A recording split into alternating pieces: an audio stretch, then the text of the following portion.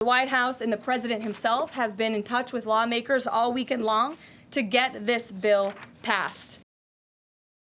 White House Press Secretary Caroline Leavitt speaking today about President Trump's so-called Big Beautiful Bill.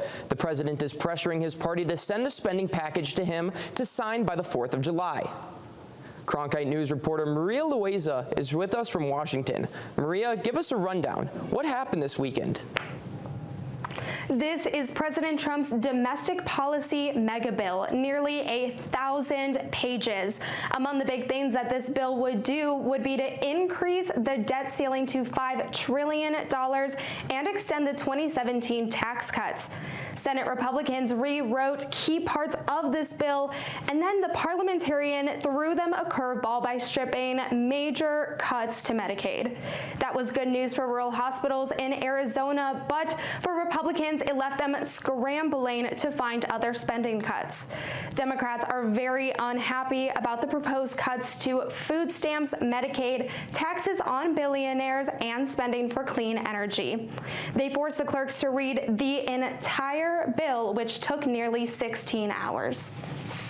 We are debating a budget that gives another round of tax cuts to billionaires and giant corporations on the backs of everyday Americans.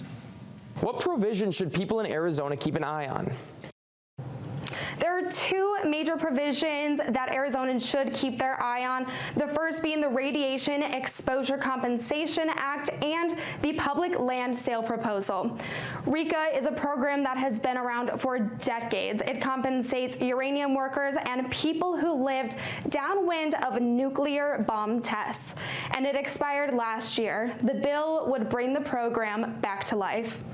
One thing that didn't make it was Utah Senator Mike Lee's provision allowing the sale of public lands, including landmarks like Sabino Canyon in Tucson.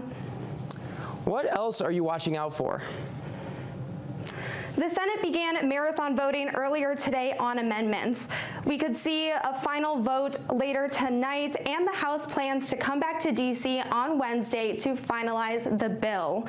A few amendments we're keeping our eye on is one that would reduce Medicaid spending by $313 billion on top of the already $930 billion. Something else that we're looking at is senators will debate whether or not to let the 2017 tax breaks continue. Finally, a $50 billion aid for rural hospitals, doubling the already $25 billion expected in the bill. Thank you, Maria Loiseau from Cronkite News in Washington.